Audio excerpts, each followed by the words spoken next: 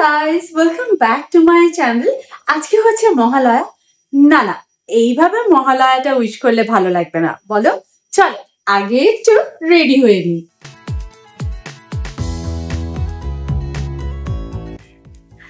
আমি রেডি হয়ে চলে এসেছি। আমার তরফ থেকে এবং আমার পরিবারের তরফ থেকে তোমাদের সবাইকে জানাই শুভ মহালয়া। শুধু যে আমি সাজবো তা নয়, আমি চাই আমার বাড়িটাকেও সুন্দর করে পুজো উপলক্ষে একটু সাজিয়ে তুলতে। সেই জন্য আমি আমার বাড়ির একটা পার্টিকুলার কর্নারকে পুজো উপলক্ষে ডেকোরেট করব, তাও আবার তোমাদের সাথে নিয়ে। তো তোমাদেরকে নিয়েই আজকে আমি ডেকোরেট শুরু করব। ডেকোরেশনের যা যা জিনিস আমি সব এক জায়গায় অ্যারেঞ্জ করে রেখেছি।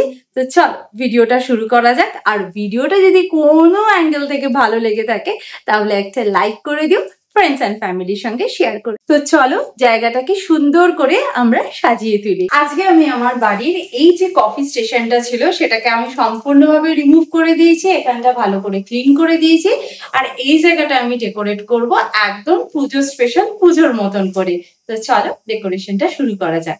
প্রথমে আমি এখানে একটা রেড কালার এবং হোয়াইট দিয়ে চেক রানার পেতে নিয়েছি, আর তার উপরে রাখছি একটা উডেন ট্রে।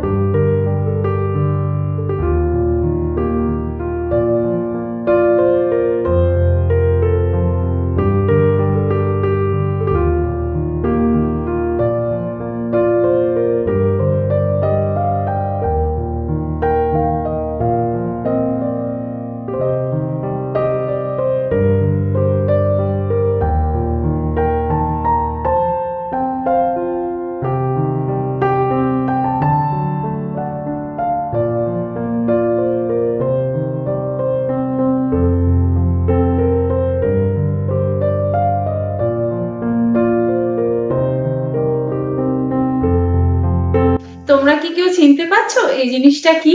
এটা হচ্ছে আগেকার দিনে এর মধ্যে পান ধুয়ে রাখতো। তার উপরে এর উপরে একটা থালা আছে, থালার উপর ছোট ছোট বাটি আছে যার মধ্যে সুপুরি নানান রকম পান সাজার জিনিসপত্র রাখে এবং তার উপর ঢাকনা দিয়ে রাখে। তো এই সেটটা আমার দাদু আমার মাকে বিয়ের সময় দিয়েছিলেন এবং সেই তবে থেকে মায়ের কাছে আছে। এবং আমার বিয়ের সময় আমার মা এটা আমাকে দিয়েছিল। এটা প্রচন্ড হেভি আর এটা পুরো ব্রাসের। তো আজকালকার দিনেও পাওয়া যায় না তা না, কিন্তু এটার মধ্যে অনেক রকম ভালোবাসা, অনেক স্মৃতি আর অনেক আশীর্বাদ জড়িয়ে আছে। তো আমি এটা মা দুর্গার পাশে অ্যাজ এ প্লান্টার হিসেবে এটাকে ইউজ করছি। আর এটাও সেই রকমই, এটা হচ্ছে প্রদীপদানি, মানে এর ওপরে প্রদীপ রাখে। তো এটাও কিন্তু আমার মায়ের বিয়ের সময় পাওয়া, আমার দাদু দিয়েছিলেন।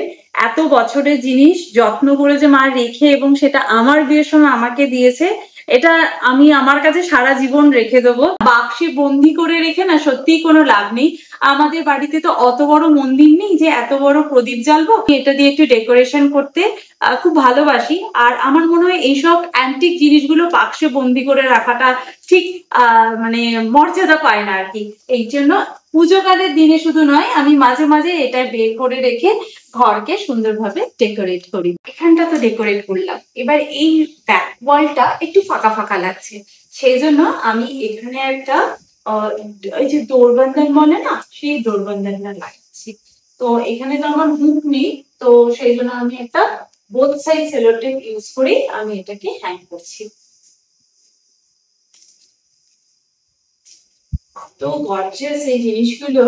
আর আমার মেইন দরজাটা এতটাই চওড়া যে কোনো ডোরবান্দান আমাদের ঘরে দরজায় লাগানো যায় না, ওটা মনে হচ্ছে কাস্টমাইজই করতে হবে।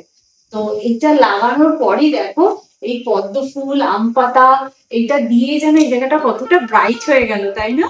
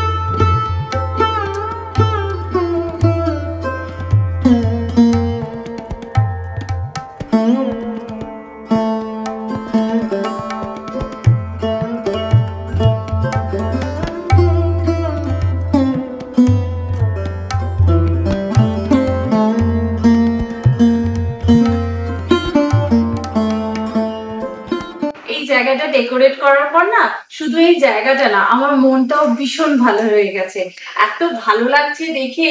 আর বাইরে আমাদের অ্যাপার্টমেন্টে তো পুজো হয়, বাইরে চারিদিকে আলপনা দেওয়া হয়েছে, সুন্দরভাবে ডেকোরেশন করা হয়েছে।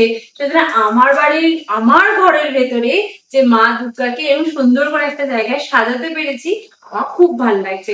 এবার ঘরের ভেতরেই আমার মনে হচ্ছে পুজো পুজো একটা ব্যাপার চলে এসছে।